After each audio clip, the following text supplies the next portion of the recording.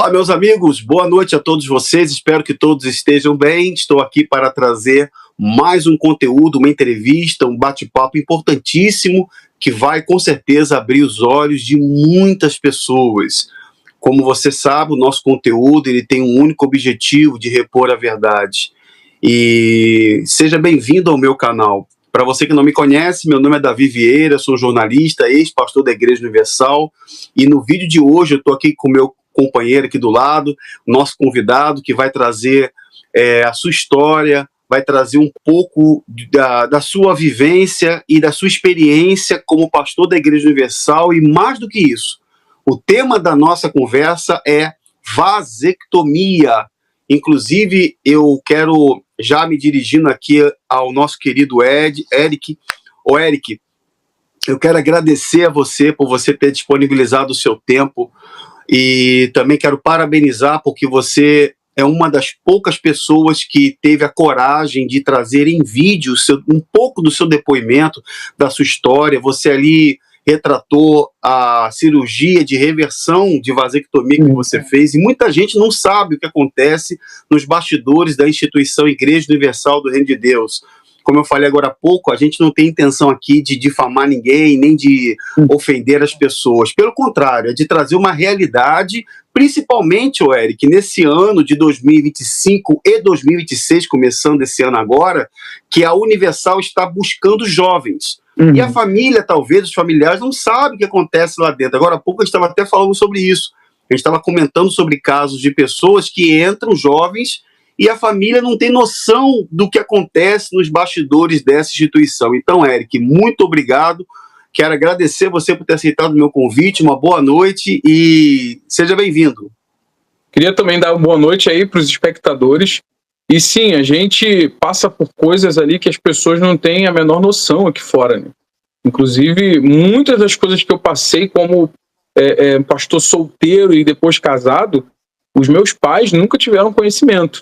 A gente, inclusive, é orientado a não passar certas situações internas para os pais, para que eles não se escandalizem, né?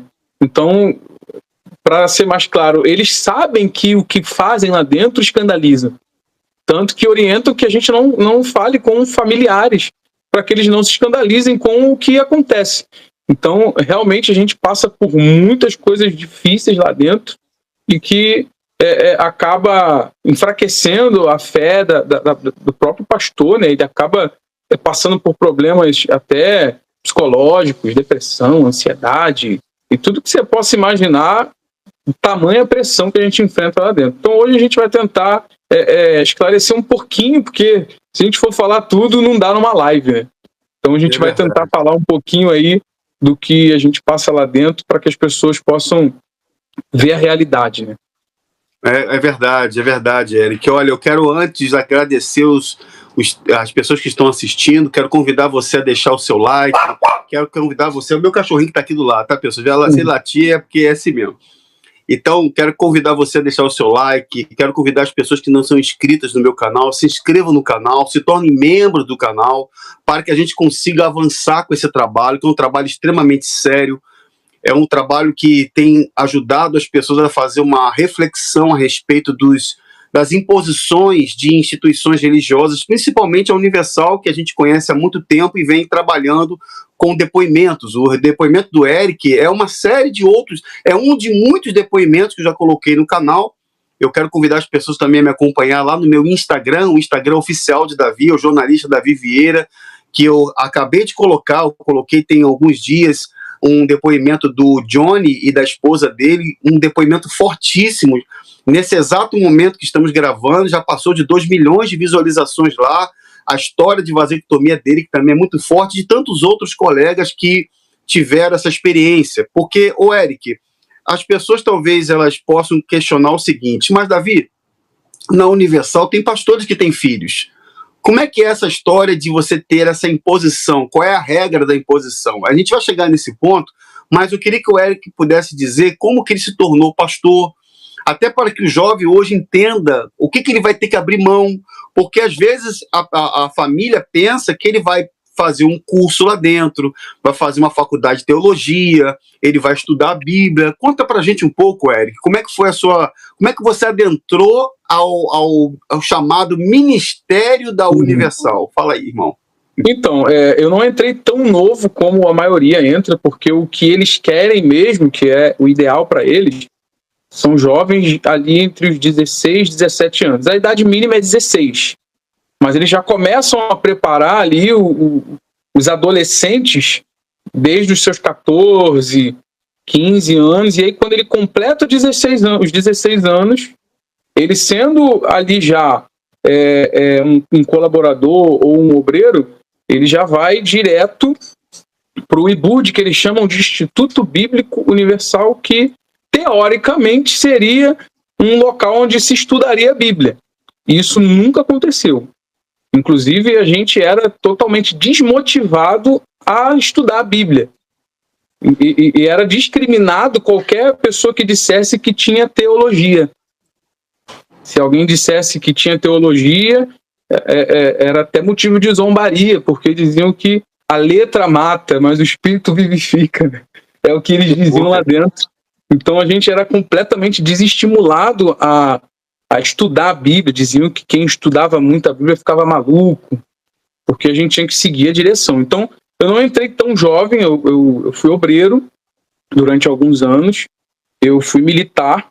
Quando eu saí da área militar, eu arrumei um emprego muito rápido. Eu saí do quartel na sexta, no meu último dia. Na segunda eu já estava empregado na área de administração. E eu fiquei ali, acho que foi 5 ou 6 meses nesse emprego. Só que durante os anos que eu fui obreiro, toda troca de pastor, eles ficavam no meu pé, dizendo que eu tinha um chamado, que Deus contava comigo, porque eu já fui líder de tudo que era grupo naquela igreja. Então, eles viam em mim aquele espírito de líder, né, que eles falam. Então, ficavam sempre ali, você tem que ir para o altar, Deus te quer no altar.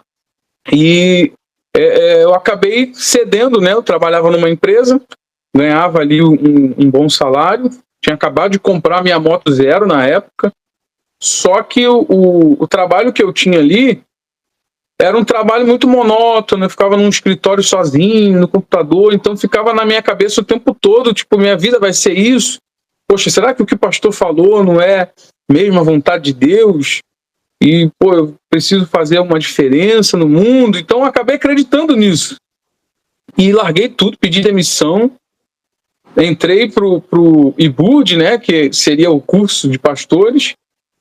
Tive que vender minha moto, porque não pode ter nenhum bem no nome. Então, tive que vender minha moto. E comecei ali naquele curso que deveria ser bíblico e não é. O curso já é o tempo todo dizendo que a gente vai sofrer, que a gente vai passar fome, que a gente vai passar em lugares que a gente não conhece ninguém. E eu lembro que tinham ameaças, quando eu comecei, tinham 120 alunos, e aí numa semana ele disse, vocês vão viajar, quem está namorando larga a namorada, vocês vão para o Japão, vão casar com japonesa. E na semana seguinte só tinha 80, saiu bastante gente. Então cada semana eles faziam algum tipo de ameaça, iam saindo, no final ficou pouquinho e na minha turma ali só entrou 10 no total. Só entraram 10. Então, eu entrei como auxiliar, fui para uma igrejinha bem pequenininha no interior ali de São Gonçalo. Eu lembro que não tinha onde dormir, que eu fui auxiliar um outro solteiro, então não tinha onde dormir. Ele arrumou um colchãozinho ali às pressas, forrou no altar e eu dormia no altar mesmo, ali sem nada. Não tinha guarda-roupa, não tinha cama, não tinha quarto, não tinha nada. E aí a gente vai sendo transferido, né? Vai passando o tempo, a gente vai sendo transferido, mas a vida do solteiro lá dentro é muito difícil. Então as mães que têm aí os seus filhos sendo preparados para entrar, eles até falam que ele vai passar por dificuldades, mas o adolescente, o jovem que entra, ele não tem a menor ideia de como é essa dificuldade que coloca aí 1000 vezes pior do que o que eles falam que vai ser, com a desculpa de que tudo é pela obra. E a gente acaba vendo todo tipo de absurdo lá dentro. Então eu fiquei solteiro se eu não me engano, foram 4 anos que eu fiquei solteiro, até que veio o momento do casamento, porque lá dentro tudo tem que ser liberado por eles.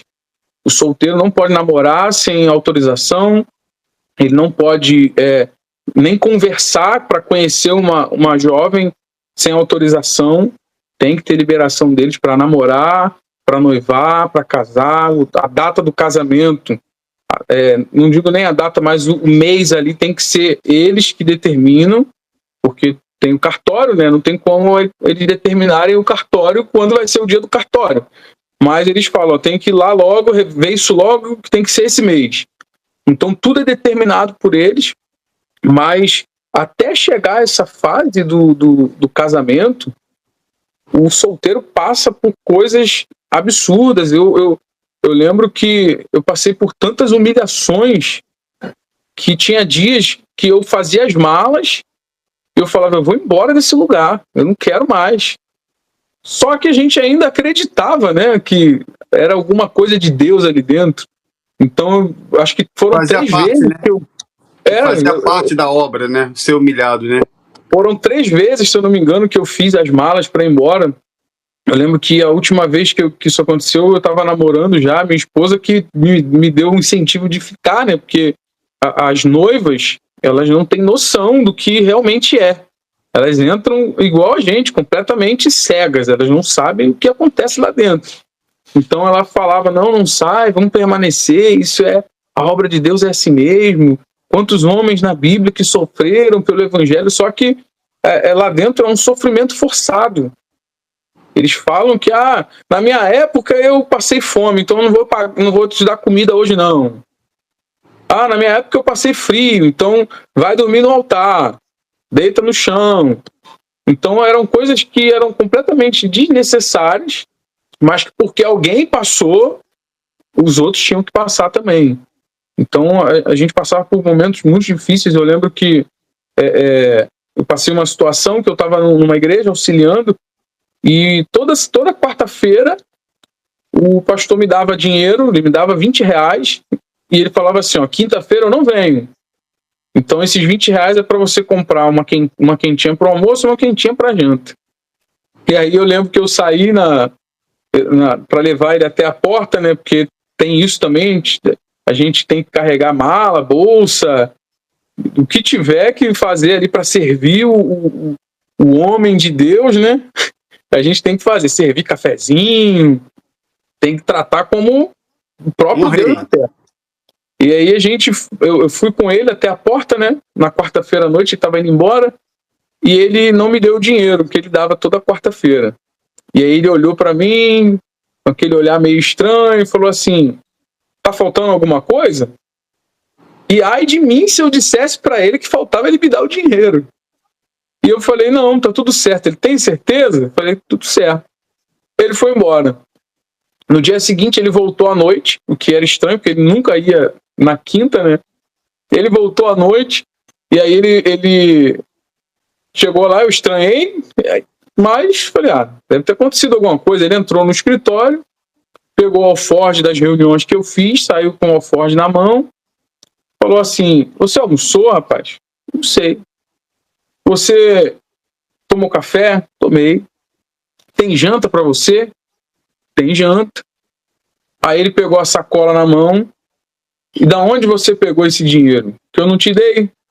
Como é que você conseguiu dinheiro para tomar café, almoçar e jantar? Só que eu tinha na minha conta, na época, a ajuda de custo era muito pouquinho.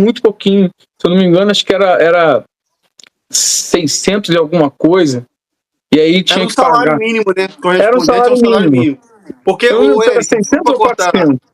Desculpa te cortar. Na época que eu estive como auxiliar, a minha ajuda de custo salário era 200, quando eu entrei era 260 e poucos reais, porque era o salário mínimo. Era o salário mínimo. Sim, ela era compatível com o salário mínimo. E aí dividia no meio, né? Era quinzena, né? Recebia dia 30 e dia 15. Eu lembro, verdade. E aí eu tinha que pagar o INSS, porque saía do nosso bolso, tinha que pagar ali, né, a Previdência Social. E aí, na época, a gente era obrigado a ter um radinho Nextel, lembra disso? Lembro. Aquele radinho. É muita Era história. obrigado. Só que na época eu não cheguei nesse nível, não. Eu não lembro. Eu lembro que esse radinho foi alvo de reuniões. Me desculpa cortar você, porque a gente vai lembrando, né? O Clodomir, que era o bispo responsável pelo Rio de Janeiro, entrava em cadeia com os bispos e regionais, às vezes chamava de madrugada e o cara tinha que atender. Ai dele se tocasse lá, Era assim mesmo. se o cara não atendesse. Uma vez o cara estava no banheiro fazendo a sua necessidade e tinha que parar para atender, ou fazendo até outras coisas. Então, era mais ou menos isso aí nessa época. E aí eu tinha que pagar a previdência, tinha que pagar o radinho, né, que era a mensalidade, e aí sobrava pouquinho. E eu lembro que nesse mês eu tinha comprado algumas coisas, né, que eu tinha que comprar roupa. Então não dava para nada praticamente. E aí no dia 30, eu lembro que tinha caído R$12, cara. Caía R$12 na minha conta dia 30. E aí esse dinheiro ficou na minha conta, eu usei e sobrou, acho que foi R$5. E eu fui no mercado, o pastor não tinha me dado dinheiro, comprei um miojo, comprei aquele stick de frango grandão, você já viu? Que chamam de chinelão. Comprei um daquele e comprei pão, né? Como tomei café com pão de manhã. Isso foi que ano, mais ou menos? Foi que ano, você lembra? Foi em 2015. Ah, tá. 2015. E aí eu fui, não sei porquê, eu guardei a nota fiscal no bolso. E quando ele sugeriu que eu tinha roubado da oferta para comer, eu puxei a nota fiscal. E aí eu falei, pô, eu não estou entendendo, se eu me chamar de ladrão, eu nunca toquei em nada de ninguém, nem quando não era pastor. Então a gente passa esses tipos de humilhação que você engole seco, né? Porque nem responder você não pode. Então você engole seco e eu passei por outras coisas assim mais absurdas, mas é que a gente vai lembrando aos pouquinhos, né? Vai vindo na memória. Ele não confia em ninguém. Ele não confia em ninguém. É um entregando o outro. É um entregando o outro. Exatamente. Eu lembro que eu passei uma situação, eu não namorava ainda, né? Pra gente já ir se inclinando aí pro assunto da vasectomia, eu não namorava ainda, e tinha uma menina que chegou na igreja, acho que ela tinha 15 anos. Eu acho que eu já tinha, acho que eu tinha 24, acho que eu tinha 24. 24 ou 25, eu não lembro. E aí a menina de 15 anos entrou na igreja, rapaz, a menina se apaixonou por mim de tal forma, mas de tal forma que ela ia todo santo dia na igreja. Sentava no primeiro banco, mas ela só ia nas reuniões que eu fazia. E aí eu já constrangido, porque todo final de reunião ela pedia para eu orar ela, né? E ela ficava a reunião toda olhando para mim, assim, admirada, né? E eu ficava constrangido com aquilo, né? E aí ela tinha comentado depois com uma obreira que gostava de mim, aí depois começou a espalhar para os membros que estava namorando comigo escondida. E aí, depois que eu comentei isso com o pastor, né? Já estava o processo para autorizar o meu namoro, já estava rolando, né? Aí contei isso pro pastor, ele procurou a direção para poder liberar o namoro. E aí marcaram as entrevistas, né? E aí eu, para meio que despistar essa menina, falei na reunião. Falei, olha pessoal, graças a Deus, tem uma pessoa aí dizendo que está namorando comigo escondido, mas isso é mentira. Já foi autorizado o meu namoro com uma obreira, mulher de Deus, não é essa menina aí não. Aí a menina estava na reunião. Ela levantou no meio da reunião, desesperada, chorando, correndo, e foi embora para a rua. Rapaz, ela no dia seguinte, chegou a história de que ela tinha ido nos milicianos, olha só, e disse que eu tinha encontrado ela dentro do salão da igreja.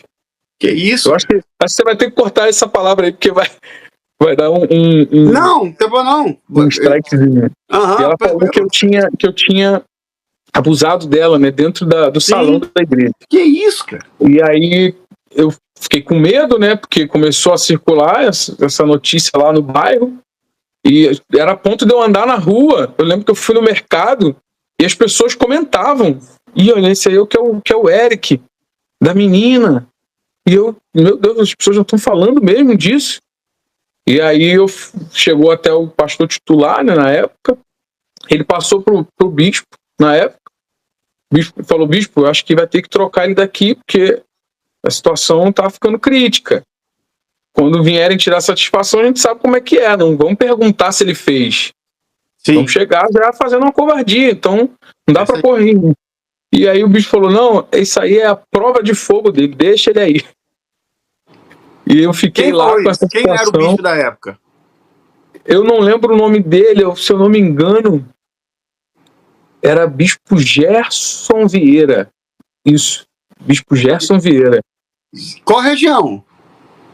E na época eu estava no bloco de Campo Grande. Esse Gerson Vieira, eu conheço ele. É antigo pra caramba. Eu não sei se ele ainda tá lá não, mas ele é antigo pra caramba. Você sabia que esse Gerson Vieira é meu tio? É teu tio? Olha o coincidência, né? É exatamente. Sério mesmo, cara? E sério? É o meu tio. Na época ele que liberou meu namoro. Campo Grande, eu lembro. Ele era o bicho de Campo Grande.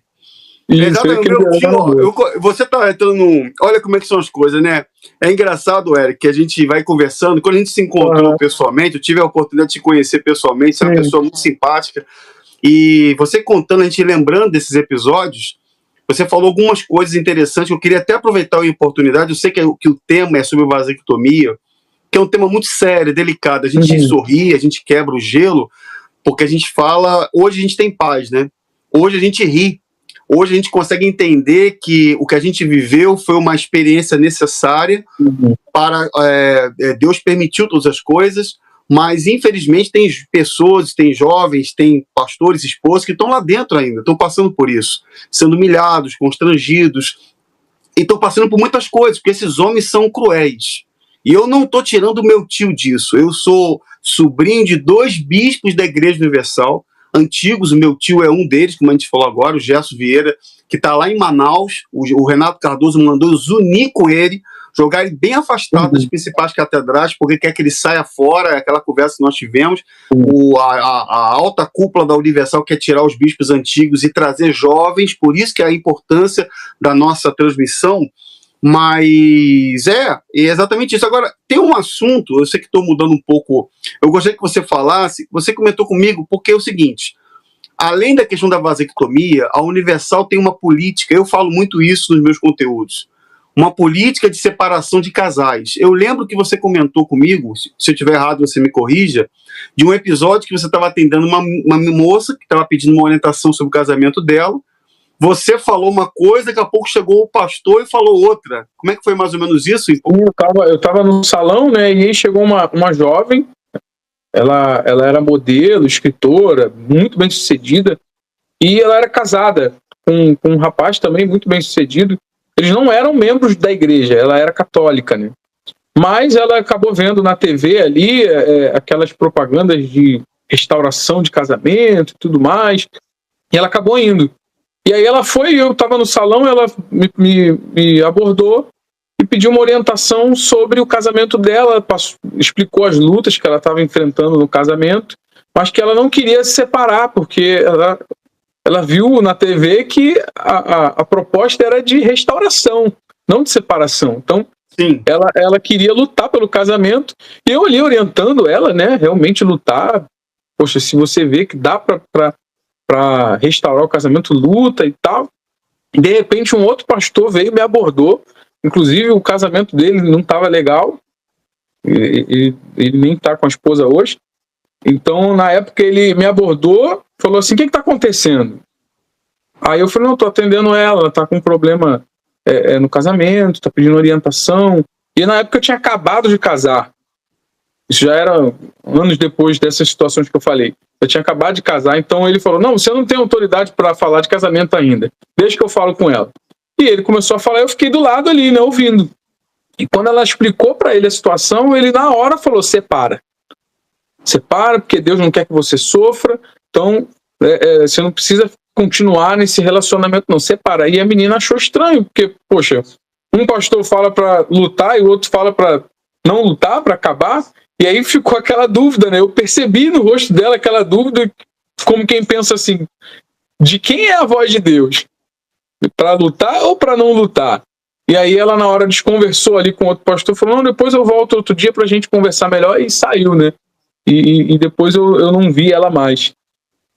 Pois é, rapaz, você contou isso para mim, eu achei muito interessante, porque existe na Universal esse negócio de, ó, não deu certo, a gente arruma outra para você, ó, Deus vai conseguir uma outra. No caso do obreiro, do membro, vocês fazem assim, mas quando é pastor, quando é esposa, eu conversando contigo, eu falei para você de uma oportunidade que o bispo Clodomir Santos, que está nos Estados Unidos, que eu considero um dos homens mais cruéis da Igreja Universal, ele é uma pessoa que na época, quando eu botou os noivos, namorados e noivos reunidos, ele botou todo mundo de pé, falou, olha, preto não casa com branca, branca não casa com preto, ou se você quiser casar, sai da obra. Então, para eles, não interessa estar 5, 6 anos junto, que para eles não faz a menor diferença. Então, me lembro que você falou do bispo Clodomir, quando liberou o meu namoro, né, tinha ali, acho que dias ou semanas, eu tinha começado a namorar, ele mesmo reuniu todas as namoradas da época, né, as recém, que tinha acabado de liberar, e eu tava na igreja, na reunião das 18, meu telefone toca, era minha namorada. E eu achei estranho, porque era um horário de reunião e eu sabia que ela não me ligava nesse horário, eu pensei que fosse uma emergência. E aí eu saí do salão, né, o outro pastor estava fazendo a reunião, saí do salão e atendi o telefone. E era ela, minha namorada, e ela falou assim, olha, eu gosto muito de você, eu sei que a gente tem aí chance de um dia casar e ser um casal muito abençoado, mas eu não quero mais a obra no altar. Se você quiser sair, eu fico com você, mas no altar eu não quero. Se você não quiser, você segue sua vida aí, Deus vai te abençoar com outra, e a gente segue nossa vida e termina. Mas eu estou dizendo para você que é só porque eu não quero mais o altar. Eu falei para ela, olha, eu não vou sair. Embora eu já tinha passado aquelas fases de fazer as malas e querer ir embora, eu achei muito estranho, porque ela que me incentivou a ficar uma das vezes que eu quis sair, né? E aí eu estranhei, mas eu falei, não, agora que eu tô aqui eu vou ficar. Então acabou o nosso namoro, segue em frente. E, cara, eu chorei tanto aquele dia, mas tanto, tanto. E aí o pastor, acabou a reunião, o pastor me procurou e falou, o que houve, rapaz, tá chorando? Eu falei, não, pastor, uma situação estranha, minha namorada ligou, disse que não queria mais o altar, que se eu quisesse sair para ficar com ela, ela continuava comigo, mas no altar não dava, e tal. E aí eu estranhei, né, o pastor, poxa, cara, você tem que ir lá na sede, levar a prestação. Eu sei que você tá mal aí, mas você tem que ir lá levar. E aí eu fui levando pela rua, né, fui lá, levei a prestação na sede, falei, vou voltar a pé para me ir esfriando a cabeça. E aí, no meio do caminho, a minha namorada liga de novo. Ela falou, olha, você passou no teste. O bispo mandou todos os recém-namorados terminarem, alegando que a gente não queria mais o altar, para ver quem ia desistir do altar para ficar com a namorada. E nessa saiu um monte que desistiu só para continuar com a namorada. E eu achei isso uma crueldade tão grande, porque para quê? Em que isso acrescenta no suposto ministério de um pastor, né? E eu lembro disso até hoje, como se fosse hoje, né? Uma situação que, poxa, foi dolorosa, cara. Tanto por eu ter terminado sem sentido nenhum, mesmo que tenha sido fictício ali, né? Mas pela sensação de que eu fui feito de otário, né? Pela direção da igreja. É uma vida controlada, né? Na verdade, o auxiliar, ele não tem vida própria. Ele não tem, assim, autonomia para fazer o que ele quer. Porque lá nos tribunais, Eric, eu acompanho muitos processos, muitos casos de pastores que vão para os tribunais. E o que a Universal costuma fazer? Diante do juiz, bispos mentem. E, inclusive, eu vou fazer uma matéria sobre um caso de um bispo. Eu já falei sobre ele no passado, vou falar sobre ele novamente. Eu estou falando isso porque, diante do juiz, eles dizem que o pastor pode estudar quando quiser, pode sair dali e ir para outro lugar, não é obrigado a fazer reuniões, não tem uma hierarquia, uma obediência, ele não segue uma ordem que vem de São Paulo. Então, diante do juiz, diante do magistério, eles cometem diversos crimes de falso testemunho, diversos. Mas lá no altar, não. para o povo é uma coisa, mas diante das autoridades é totalmente diferente. Eles querem trazer a ideia de que não existe esse constrangimento. Por isso que tem muitos jovens que saem com problema psicológico. Eu conheço alguns casos de jovens que não aguentaram essa pressão, fica 2, 3, 4, 5, 6, 7 anos namorando, não libera casamento, não libera, que tem que aguardar a autorização. Mas, enfim, você foi lá, aí quando chegou, indo ao ponto crucial, quando você foi chamado para a entrevista, como é que foi a liberação do seu casamento? Teve alguma condição? O que aconteceu na ocasião? Então, quando foi autorizado o casamento, pulando já para a última etapa, né? Porque são várias etapas, são várias entrevistas, eles fiscalizam tudo, fiscalizam redes sociais. Eu lembro que teve um colega meu que não deixaram ele casar porque ele curtiu uma matéria de futebol do Globo Esporte. E eles disseram que ele estava jogando contra, porque se tinha o programa de esporte da Record, por que ele foi curtir um da Globo? Ah, não, para. Inclusive, não, ele tá lá até hoje, ele nem saiu, não, ele tá lá até hoje. Então, se ele tivesse curtido uma publicação da Fazenda, se ele tivesse curtido se ele tivesse curtido uma publicação do Big Brother Brasil, ele ia ser chamado a atenção, porque, mas tem a Fazenda da Record, pô. Exatamente, a lógica é meio essa. E aí proibiram ele de casar na época por conta disso. Ó, e eles mostram prints. Mostrou o print para ele e falou assim: olha só, essa matéria aqui, você curtiu uma matéria lá no Globo Esporte. Você tá com a gente ou não tá? É mais para intimidar, né? Para saber que eles estão no controle. E aí, na época. Eles querem gente que é fiel a eles, né? E aí tinha esses processos, né? Então, quando chegou na minha última etapa, que é a entrevista final, que é com a noiva, com os pais da noiva, que ele fala, tá liberado, quando autorizou, ele me chamou num canto e falou assim, ó, você vai lá na sala tal, em tal andar, vai procurar o bispo tal, e ele vai te orientar, mas você vai sozinho. Não fala com a sua noiva, não fala com os pais, vai direto para lá sozinho. Pede para ela te esperar lá embaixo e vai. Fui para essa outra sala, cheguei lá, encontrei com um bispo, e aí a primeira pergunta que ele me fez, ele não perguntou mais nada. Meu nome, de onde eu era, nada. Só perguntou, você já fez o procedimento? E eu falei que não. Aí ele, então senta aí. Aí eu sentei numa mesa com ele, ele pegou um envelope pardo, puxou um papelzinho pequeno. Nesse papel tinha algumas instruções para se preparar para a cirurgia, né, de vasectomia, orientações básicas, né, depilação, essas coisas assim, orientações básicas.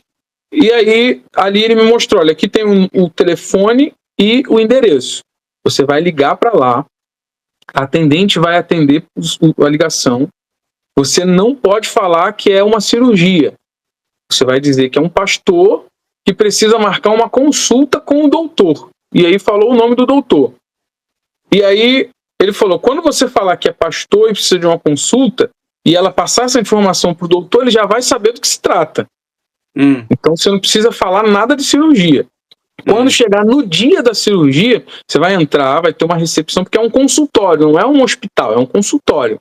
Você vai entrar, vai ter a menina na recepção, você vai dizer que veio para uma consulta e que você é o pastor fulano. Você em nenhum momento, em hipótese alguma, pode dizer que é cirurgia. Tudo bem. Aí falei para ele, concordei, né? E aí ele falou, olha, eu vou te dar um valor. Aí ele puxou desse envelope pardo R$750 em dinheiro e me deu e falou, olha, você vai lá, quando o doutor te chamar e acabar a cirurgia, você vai entregar na mão dele e não pode ser na frente de ninguém. Só na mão dele, e ele já sabe como é que funciona. Eu estranhei logo de cara, mas eu acredito que todos os pastores são assim. Eles sabem que tem algo errado, mas a mente bloqueia de qualquer questionamento porque a gente é doutrinado assim. A gente não pode questionar, porque a gente está questionando a vontade de Deus, né? Então fica aquela pulga atrás da orelha, mas a gente engole seco. Não, tá amarrado, isso é maus olhos, não posso pensar assim. Mas eu achei estranho por quê? Desde que eu entrei, hoje não é mais assim, mas quando eu entrei eu já tinha plano de saúde. E eu pagava o plano de saúde, que é o da igreja. Sim. É o plano deles mesmo, não é um plano contratado por fora que presta serviço, não. É o plano da própria igreja. Sim. E eu pagava todo mês. E aí eu fiquei pensando, poxa, por que não pode ser pelo plano da igreja, já que eu tenho um plano? Por que não pode ser num hospital e lá eu passo o plano da igreja e sou operado normalmente pelo plano da igreja? Aí eu descobri desculpa te cortar, talvez seja porque para fazer uma vasectomia, eu não sou médico, eu acredito que tem muitos médicos que estão assistindo e vão assistir, que não é tão simples assim. Tem todo um procedimento, tem uma entrevista, tem uma questão legal aí envolvida, tem um monte de situações que não é fácil chegar lá. E o que é mais estranho é o fato de pagar ele na mão, entendeu? Em dinheiro, enfim, né? Mas e aí? Eu pesquisei na época, como que era o procedimento na época, não sei como é hoje. Como era um procedimento legal ali, autorizado para fazer vasectomia. E na época, se eu não me engano, tinha que ter pelo menos 2 filhos. Sim. Tinha que ter filhos. Tinha que ter 6 meses de acompanhamento psicológico. Sim. E com um assistente social. Eu não sei se ainda é assim, eu não sei se eu peguei, de repente, uma informação errada, mas na época que eu pesquisei era assim, porque eu desconfiei muito, então eu fui para procurar saber. Eu já entrei para a obra, já tinha terminado o ensino médio, já tinha vários cursos, já era uma pessoa instruída, então eu estranhei esse tipo de atitude deles. E aí, quando eu cheguei no hospital, agora que eu fui fazer a reversão, que eu tomei o baque final, né? Porque hoje eu consigo comparar como foi a vasectomia e como foi a reversão, em questões de evitar infecções, evitar contaminação e higiene ali para uma cirurgia, né? Então eu entrei na cirurgia, não sei se você vai colocar depois a foto que eu te enviei. Se você me permitir, eu tô com a imagem aqui. Fica à vontade, pode colocar que as pessoas vão ver. Até quem não é médico vai perceber o erro na hora. Dá até para fazer um jogo dos 7 erros com essa foto. Até quem não é médico vai perceber o erro.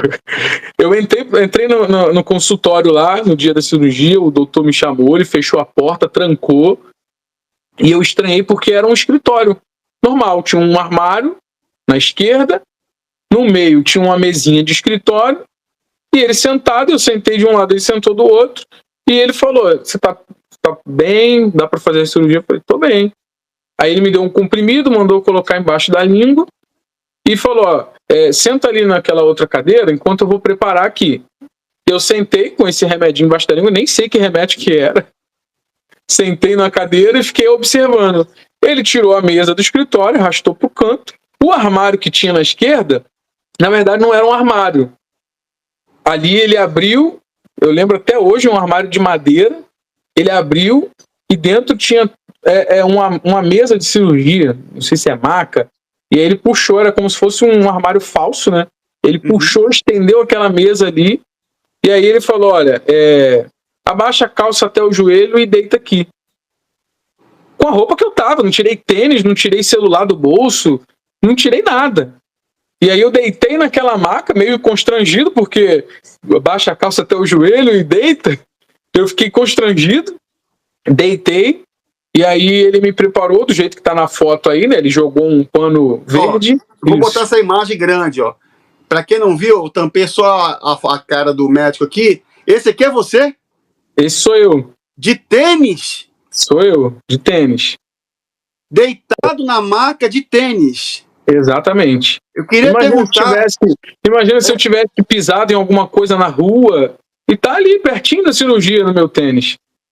Não, queria perguntar para os médicos que estão assistindo agora se esse procedimento é normal. É comum fazer uma cirurgia com um paciente de tênis num escritóriozinho desse aqui? Aí você falou que botaram essa... Quando a gente conversou pessoalmente, você falou que tomou esse comprimido, essa pílula... Essa pílula azul e vermelha, você tomou essa pílula e ficou meio grog, né?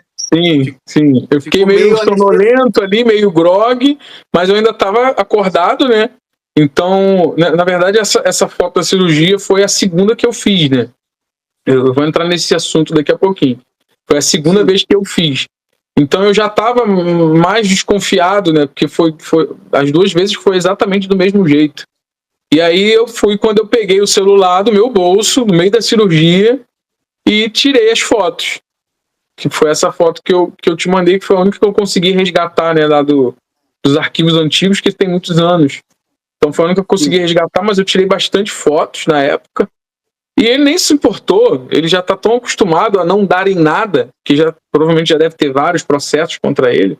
A impunidade é tão grande que não está nem aí. Ele está acostumado a não dar em nada. E ele é o único aqui que faz esse procedimento para os pastores. É o único.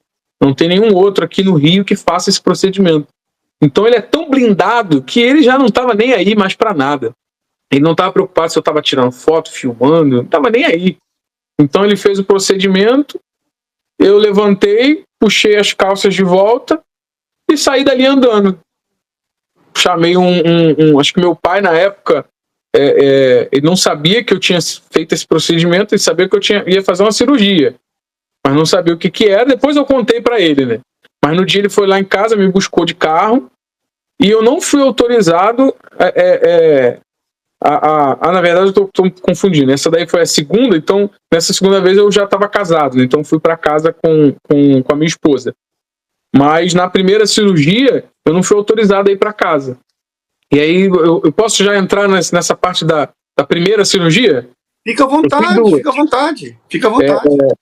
Quando eu fiz a primeira vasectomia, o procedimento foi o que eu contei, liberou o casamento, vai lá na salinha, pega o dinheiro, liga para marcar, tudo mais.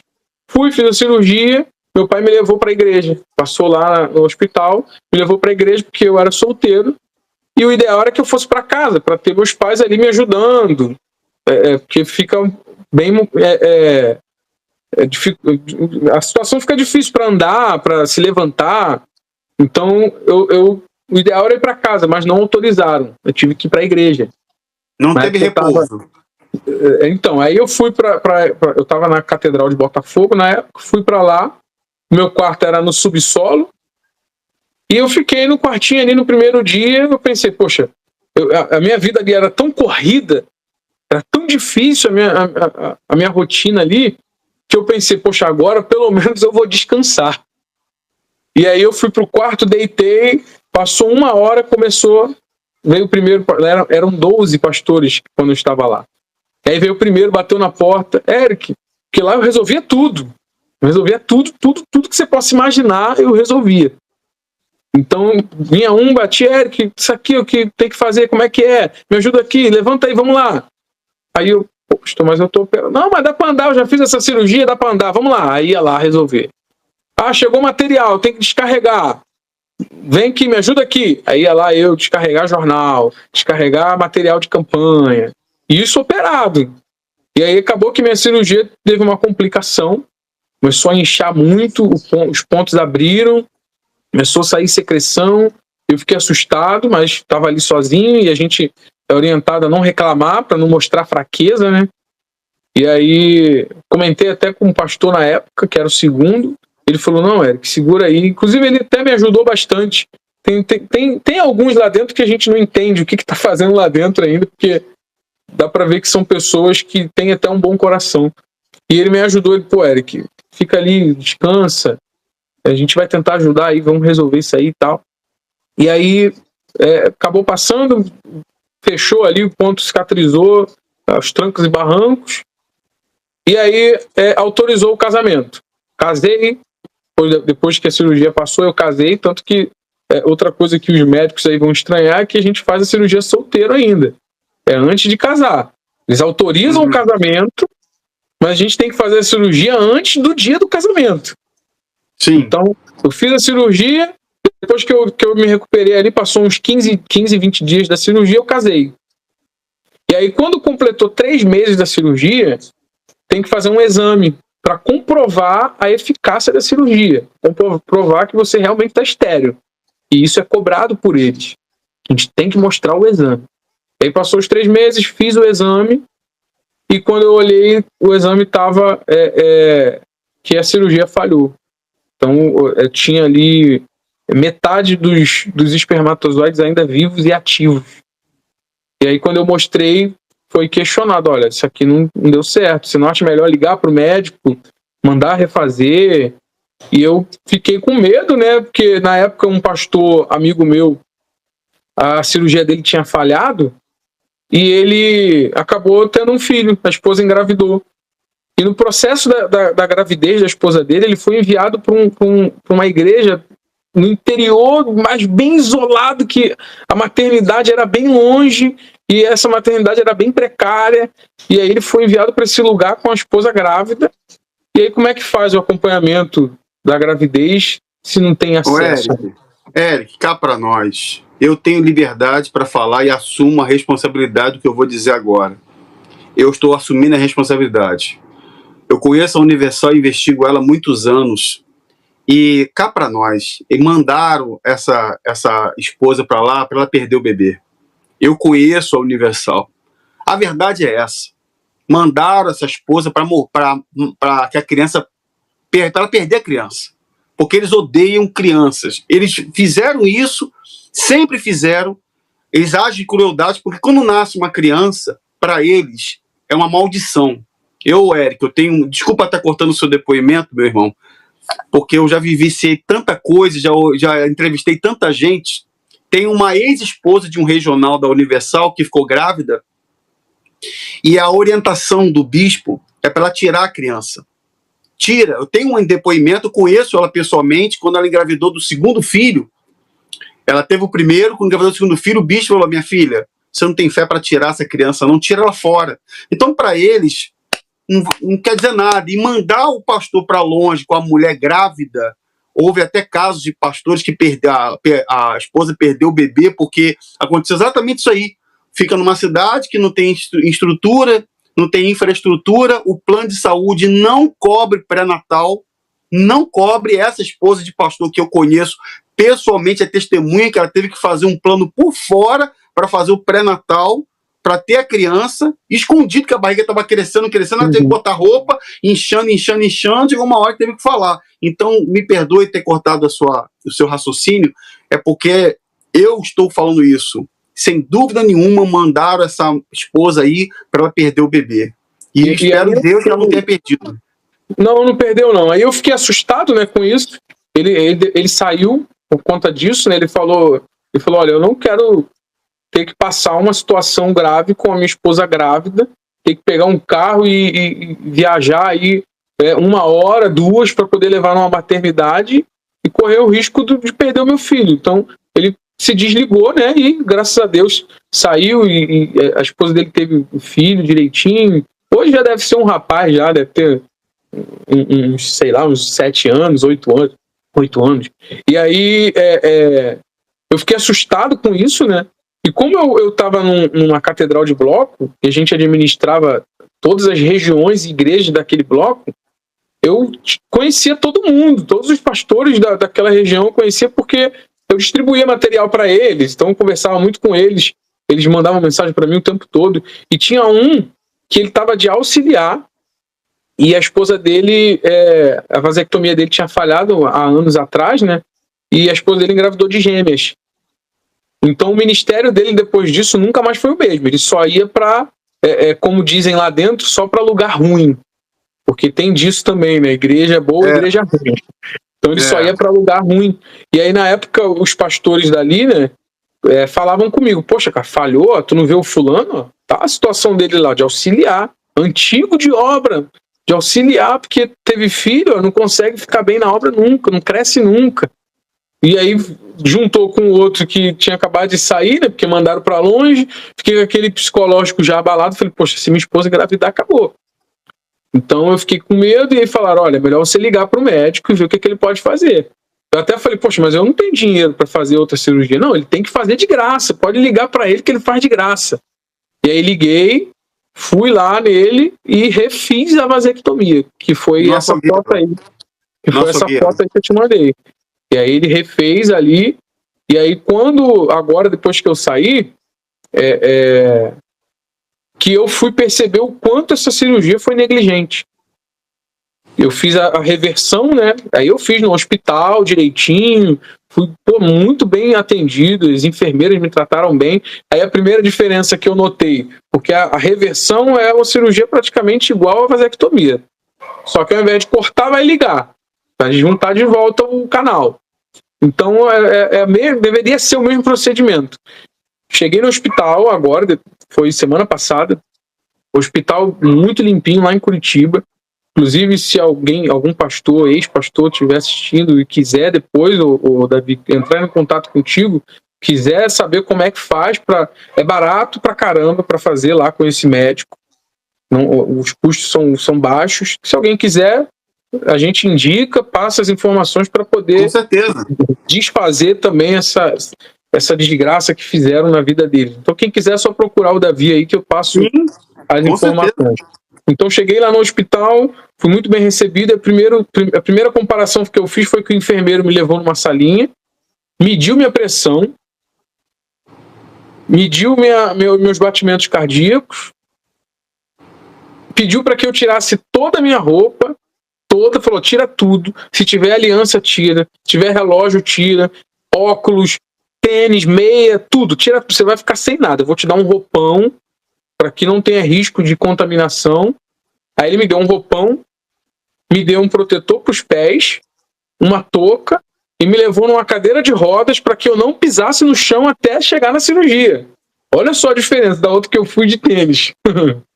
É mole, rapaz. Deitei na mesa de cirurgia, foi colocado todos os equipamentos de monitoramento, tudo certinho. Tamparam a minha visão para que eu não visse, né, ali a cirurgia, de repente tivesse alguma reação de medo, alguma coisa assim. Acredito que é um procedimento padrão. O tempo todo perguntando, tá tudo bem, tá sentindo alguma coisa. Mas o segundo susto foi os aparelhos de monitoramento. Porque na primeira que eu fiz, eu tava de roupa, com tênis e tudo, e nenhum aparelho de monitoramento. Não foi medido nem minha pressão para fazer a primeira cirurgia. E nessa do hospital de reversão, foi um procedimento padrão excelente. Excelente. E aí, depois que terminou a cirurgia, o médico me mandou a outra foto que eu te mandei, que era o canal. Que ele tirou um caroço enorme de dentro do canal. E ele disse que não sabe. Ele falou, eu não sei, Eric, como que ele fez chegar a esse ponto. Porque eu nunca vi isso. Eu vou botar a imagem aqui. Vou botar a imagem aqui no meu celular, mas eu também tenho a imagem que eu vou botar disponível, vou fazer a edição, vou colocar do lado. Essa imagem aqui, ó. Foi essa aqui que tu mandou? Esse maior ali, mais grosso, é um lado só. Foi a vasectomia costurada. Teoricamente seriam 2 pontos costurados um no outro e amarrado para não passar, né? Os 2 de baixo são os canais normais, que estava amarrado no outro, ele tem que cortar, né, para poder fazer a emenda com canais abertos, né? Ele tirou isso em você? O maior é de um lado só e os 2 pequenininhos é o do outro lado, que é uma cirurgia normal de um lado. Do outro ficou esse caroção aí que o médico falou que não sabe como chegou a esse ponto, que foi da vasectomia que eu fiz na igreja. Meu Deus do céu, cara. E aí, isso me deu algumas complicações também, que inclusive foi o que fez a gente tomar a decisão de sair e procurar uma reversão. E eles sabem disso. Então, é até um assunto para um outro vídeo, mas a gente pode marcar depois, que foi o motivo da minha saída. Isso me causou alguns problemas. Eu não sabia que que poderia ser por conta disso daí. O médico que me operou agora, ele também não tem como confirmar se os problemas que eu tive decorrente da cirurgia foi por isso daí, pode ter sido, ele não sabe dizer, mas foi o que fez a gente sair, tomar a decisão de sair e viver uma vida nova, uma vida diferente. E graças a Deus hoje eu não tenho mais esses problemas que foram causados pela cirurgia. A reversão da vasectomia foi um sucesso. Agora é só esperar os 3 meses. Eu não senti absolutamente nada, não teve inchaço, nada. Pude fazer o repouso certinho. O contrário do que foi na igreja, né? As 2 vezes que eu fiz a cirurgia na igreja foi uma cirurgia difícil. Inchou as 2 vezes. Inchou, muita dor. Mas quando eu fiz a reversão, que é até mais delicado, né? Eu não senti nada. Eu voltei para o hotel lá em Curitiba, né? Onde eu fiquei hospedado, sem sentir, até hoje eu estou sem sentir absolutamente nada. Então eu tive a oportunidade de poder fazer essa comparação e de entender o quão grave é essa cirurgia que é feita dentro da igreja. Porque é um procedimento clandestino, ilegal, e que me trouxe até problemas de saúde, né, por conta disso. Pois é, rapaz, e é uma coisa muito séria, realmente, muito séria, mas, assim, um dos mitos, pelo menos o que o próprio Edir Macedo faz muito nas reuniões de pastores, eu trouxe muitos áudios das reuniões internas, não é essa reunião que ele mostra no Univer, não, nessa reunião fajuta que ele mostra, não. Inclusive ele está fazendo um tour, nesse momento que estamos gravando, ele está fazendo um tour pela Europa, estava em Israel, agora vai para a Alemanha, está viajando por lá. Mas o Macedo sempre fala que quando um pastor sai da Universal, ele já chamou quem saiu de lixo e disse que o pastor que sai é um estrume. Saiu porque foi pilantra, saiu porque foi vagabundo. Nas palavras dele, ele falou exatamente isso. Mas a gente sabe que não é assim. Não são todos. Eu sei que existem muitos que saíram e fazem um trabalho exatamente igual ao Edir Macedo, com o mesmo sincretismo religioso, com as mesmas heresias, as mesmas coisas. Mas existem aqueles que saíram para ter uma liberdade, o mais importante, saíram e conheceram a graça de Deus. Você chegou a falar para mim que você começou a estudar, eu acho que você falou até comigo que fez um curso escondido, não foi isso? Como é que foi essa história? Uns 2 anos antes, né, de eu sair, eu já já tinha começado a enxergar que tinha algo que não era de Deus ali dentro. Só que a gente não estuda a Bíblia lá dentro. A gente recebe a pregação pronta e a gente só fala do que é ordenado falar. Então segue ali um cronograma no WhatsApp, eles mandam, ó, a pregação de hoje é essa. E a gente prega aquilo ali. Não tem um estudo teológico, um estudo bíblico. Não existe isso lá dentro. O que eles dizem que faz na reunião de pastores, não faz. A reunião de pastores é como uma reunião de membro na quinta-feira.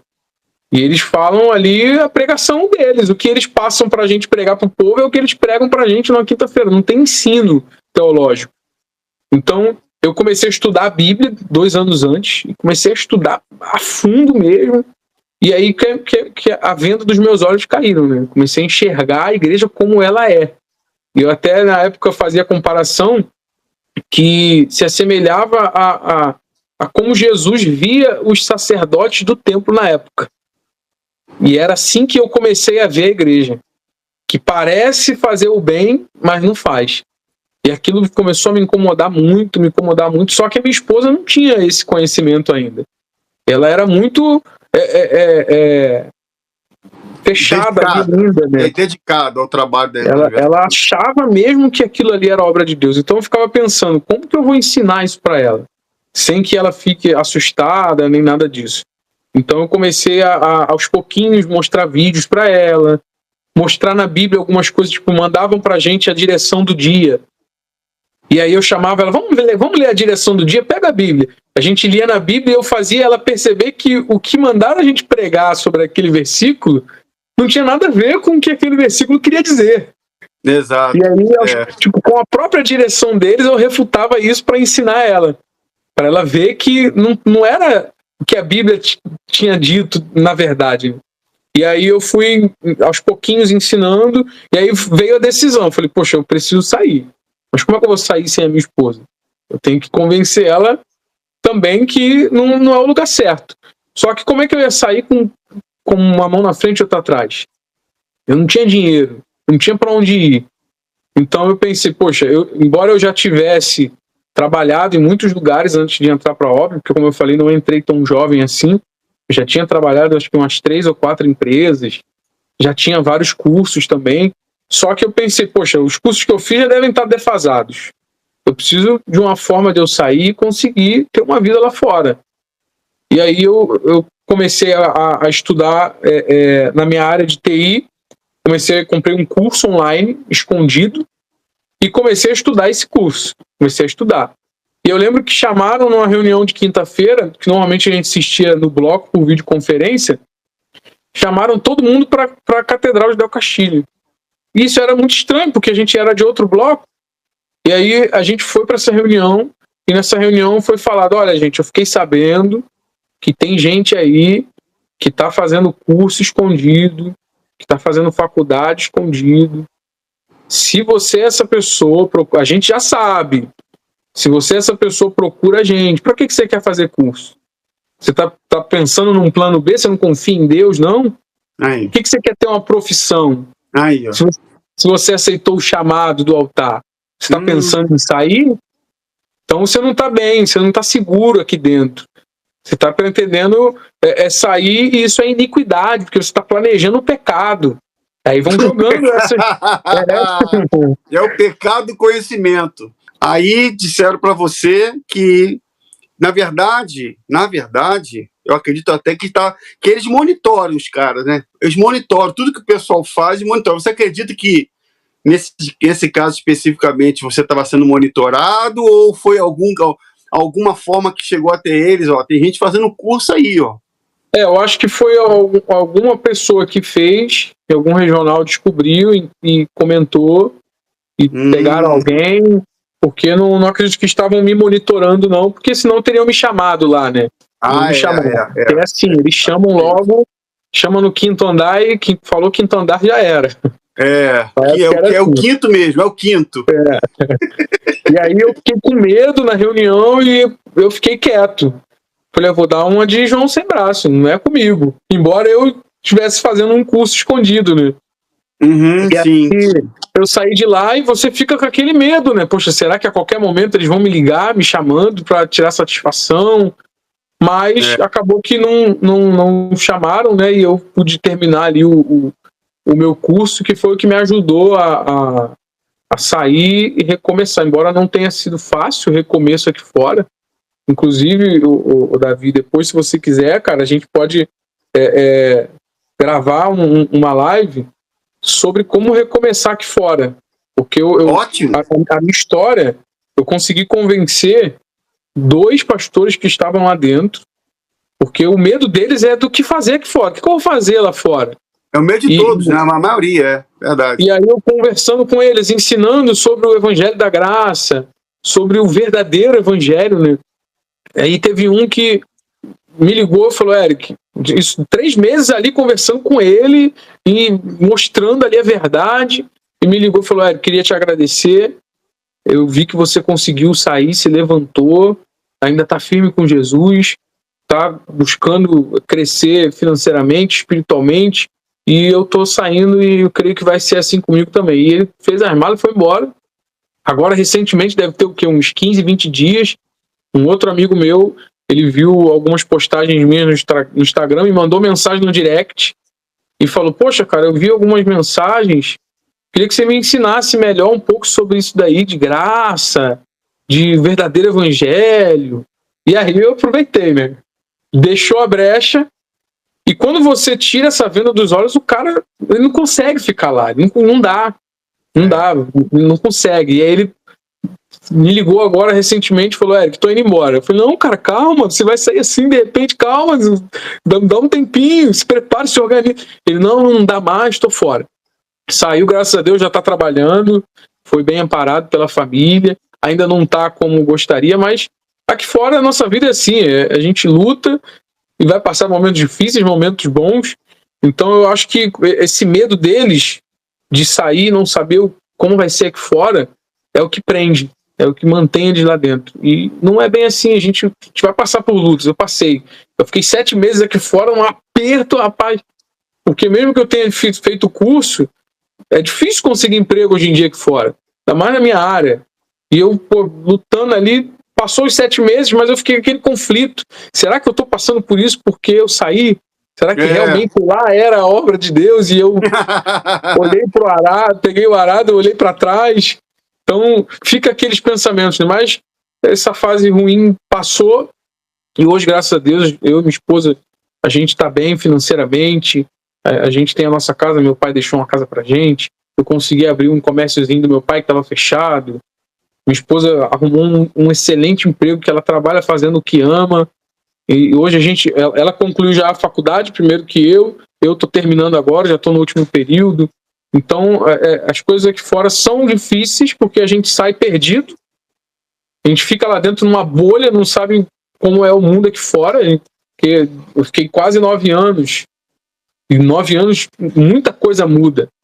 Então a gente fica lá numa bolha e não sabe como sair, a gente sai tem que reaprender a socializar com as pessoas, porque a gente não consegue socializar, a gente é restrito à amizade, né, lá dentro. Só pode ter amigo com quem é de dentro. Então, aqui fora, graças a Deus, a gente conseguiu se levantar. E se tem algum pastor aí vendo e está pensando que não dá para sair porque é difícil, é difícil. Mas se você sair, eu tenho certeza que Deus vai te ajudar, vai te levantar, você vai conseguir vencer. É melhor você ter paz, ter luta com paz, do que ter luta sem paz. E ficar sofrendo aí dentro, né?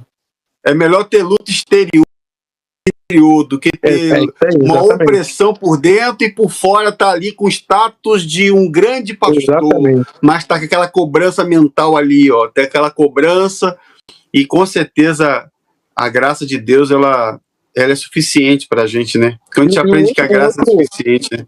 Um outro tema que a gente falou lá no início, mas eu lembrei agora, eu creio que vai deixar muita gente chocada.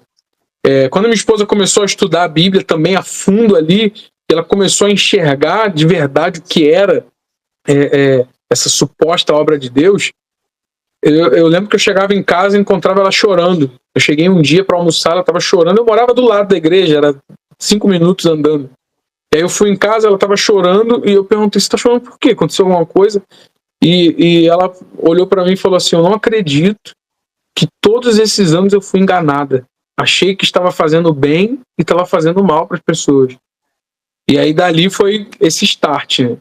E aí ela teve um problema de saúde, né, na coluna, a igreja não deu um amparo necessário, o plano de saúde, inclusive a gente era orientado a não usar, só usar em emergência. Eu já fui até parado na liderança da igreja por causa disso, porque a minha esposa precisava fazer uma cirurgia e eles marcavam a cirurgia, só que eles só liberam no dia da cirurgia, o plano só libera lá na hora.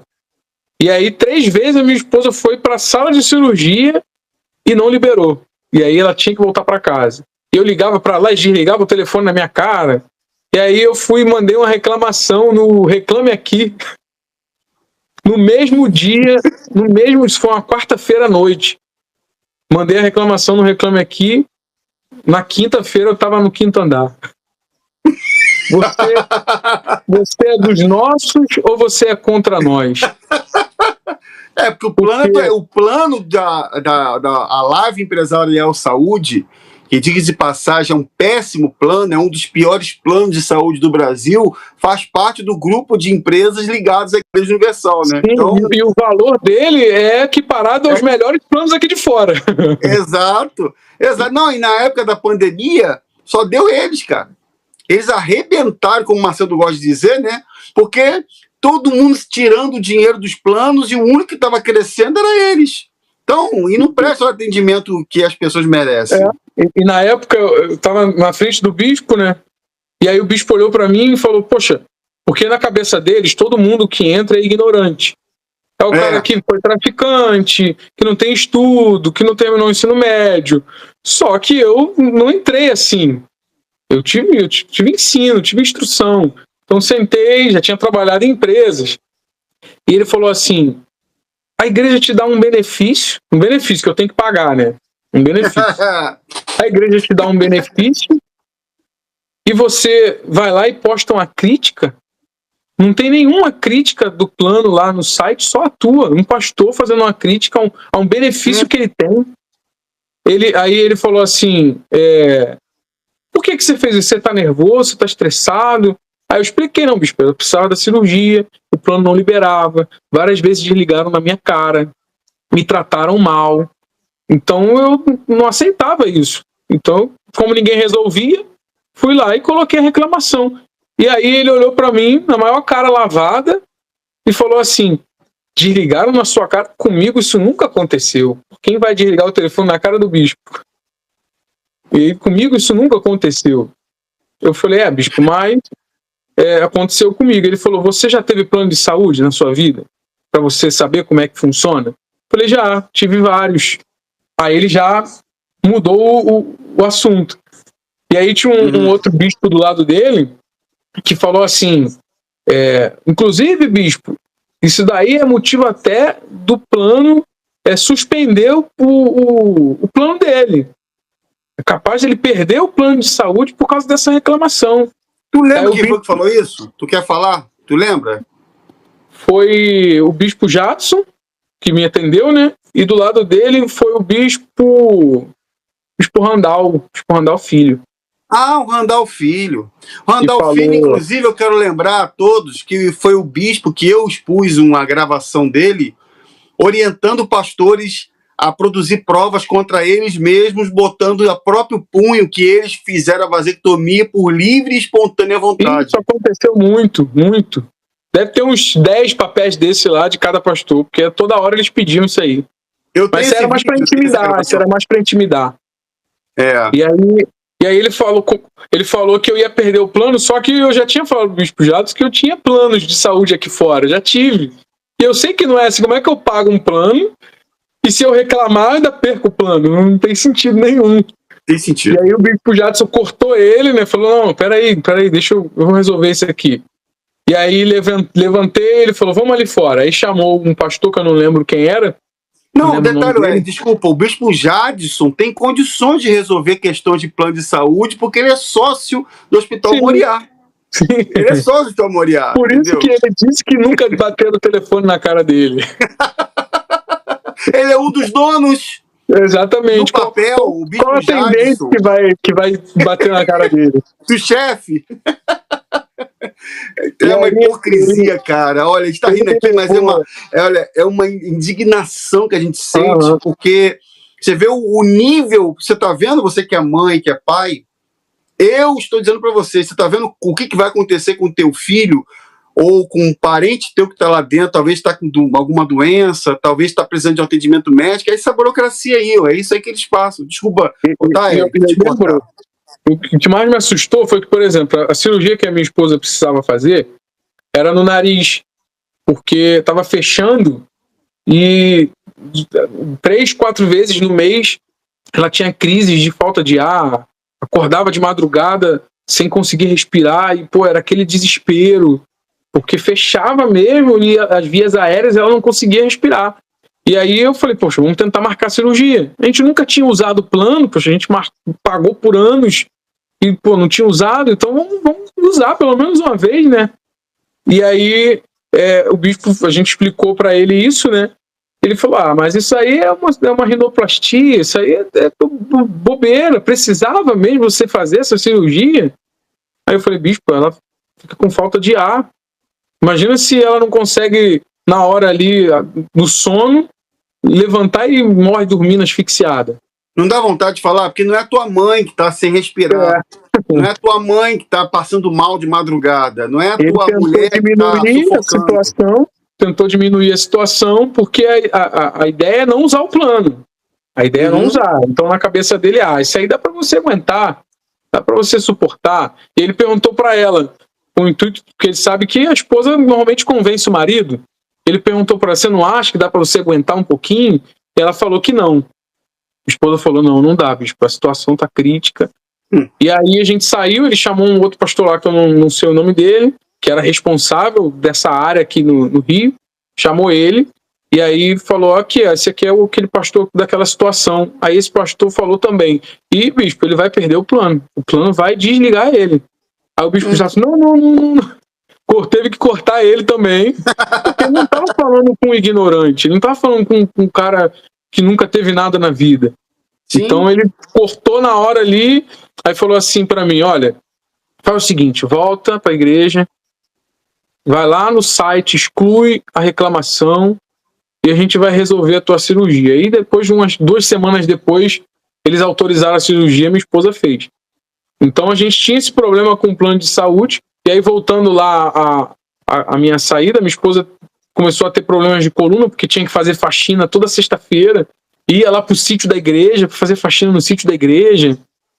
Então, a coluna dela foi embora. E aí, a gente tentou fazer um tratamento para a coluna.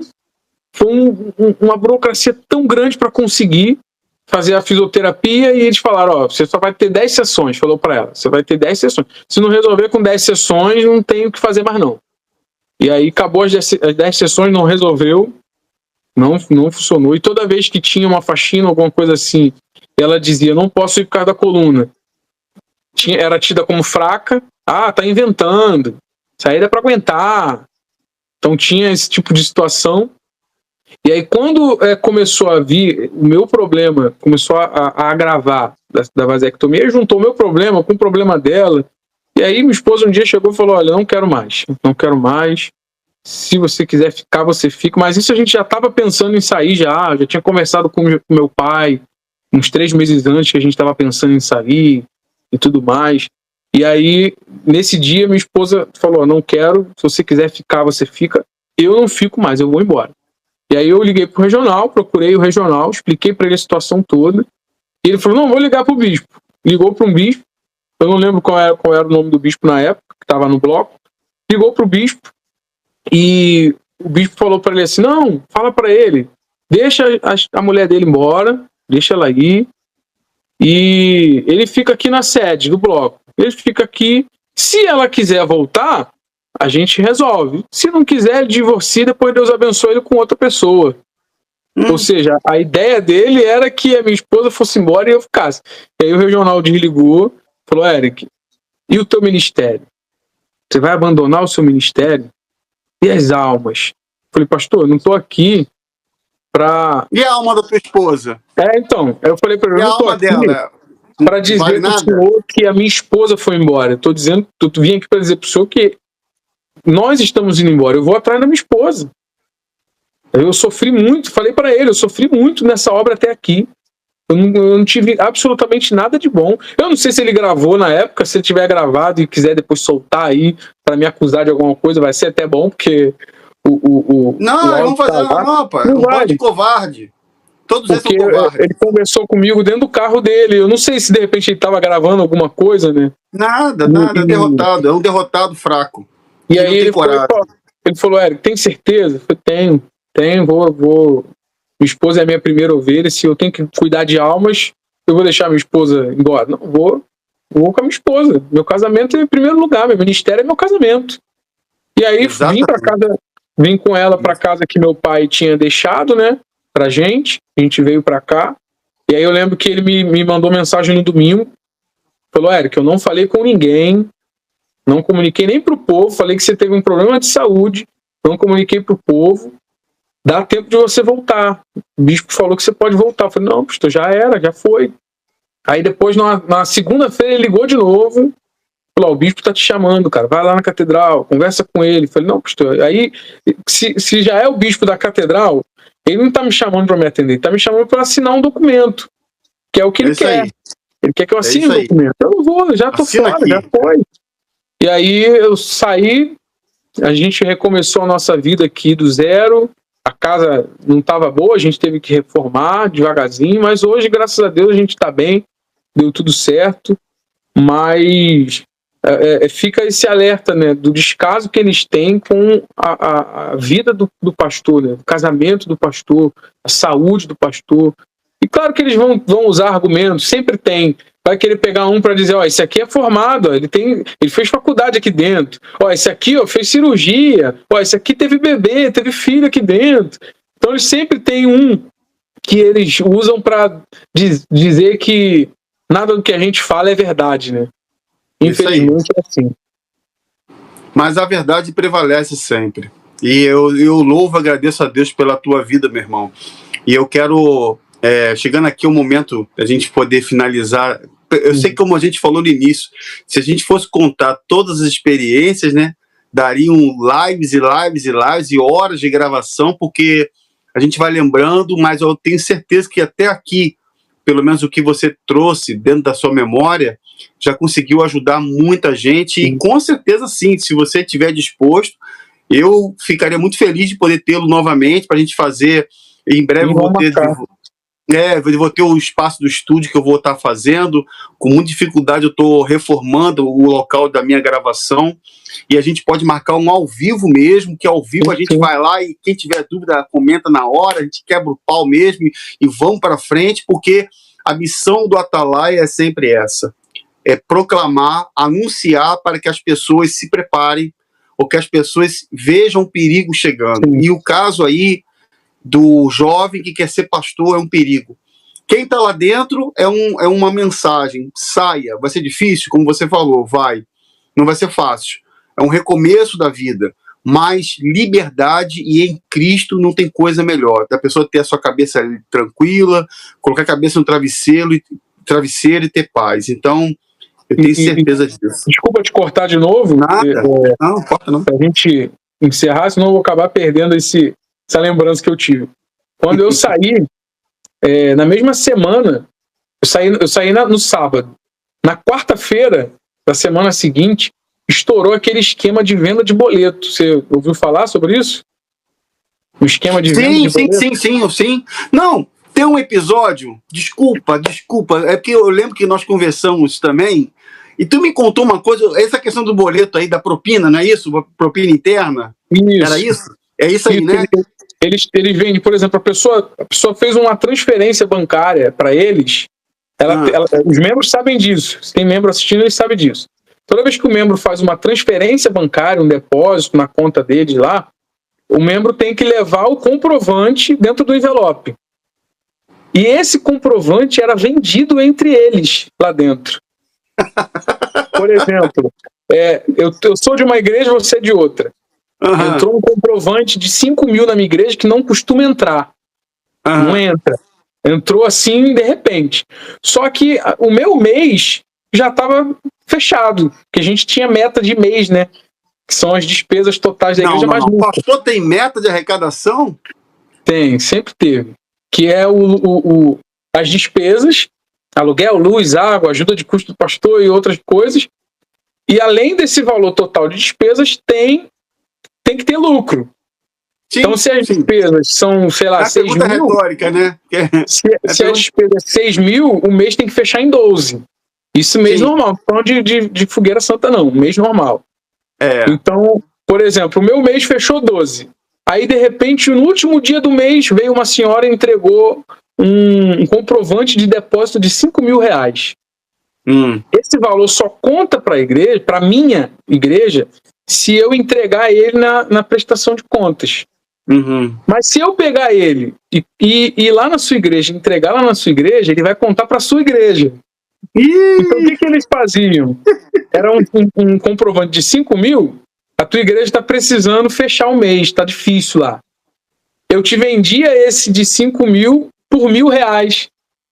Por R$1.500 em dinheiro, ou em Pix, mandava um Pix para mim e eu te mandava esse comprovante. E aí você trocava R$1.000 em dinheiro por um comprovante de 5 mil. Então a tua igreja entrava R$5 mil a mais. E aí fechava o mês. Então quando eu saí no sábado, na quarta estourou esse esquema. Eles tiraram, só que no Rio foi mais de 50 pastores que saíram por causa disso. E como ninguém sabia o porquê que eu tinha saído, eles começaram a enviar mensagens. O Eric saiu por causa de boleto. Vendendo boleto. Entendeu? Eu nem sabia. Difamaram você, dizendo que você que era o cara do esquema. Não, dizendo que eu participava, porque isso era um esquema no Brasil inteiro. Era no Brasil inteiro. Entendi. Então disseram que você também fazia parte disso. Disseram que eu fazia parte, porque não sabiam o motivo de eu ter saído. Aí um colega meu me mandou um print, né, de um grupo interno, compartilhando minha foto, saiu por causa de boleto. Aí depois, no outro dia, me mandaram um outro print dizendo que eu tinha saído porque tinha traído minha esposa e tinha divorciado já e tudo. Depois disseram que minha esposa estava num bar bebendo. Então, quando a gente sai, cada dia eles inventam uma história.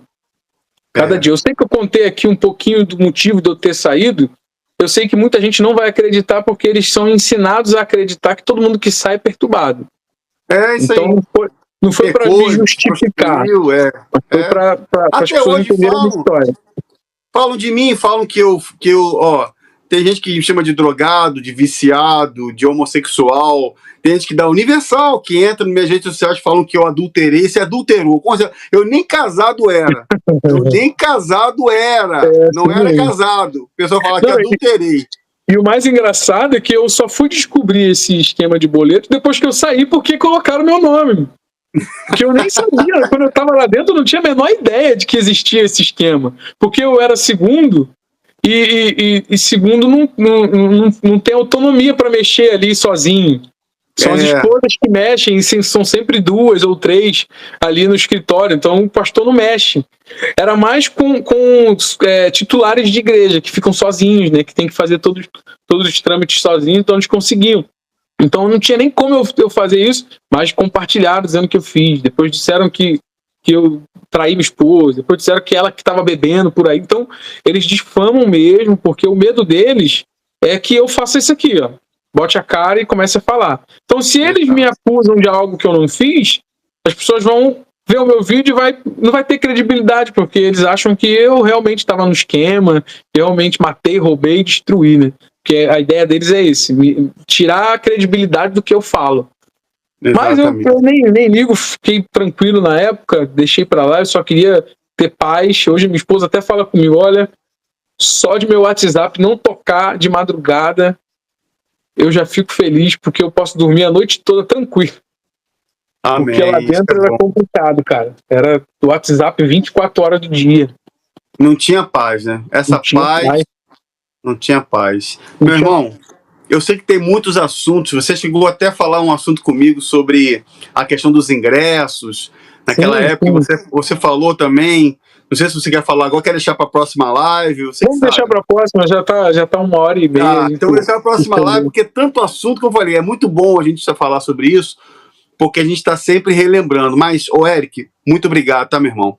Deus te abençoe, valeu mesmo pela sua participação. Eu tenho que te agradecer em Cristo Jesus e também mandar lembrança à sua esposa também, agradecê-la, e eu desejo do fundo do meu coração que você continue aí, meu irmão, crescendo, que as coisas continuem dando certo, e se vierem as lutas, estamos firmados na rocha e vamos continuar fazendo esse trabalho que é tão importante.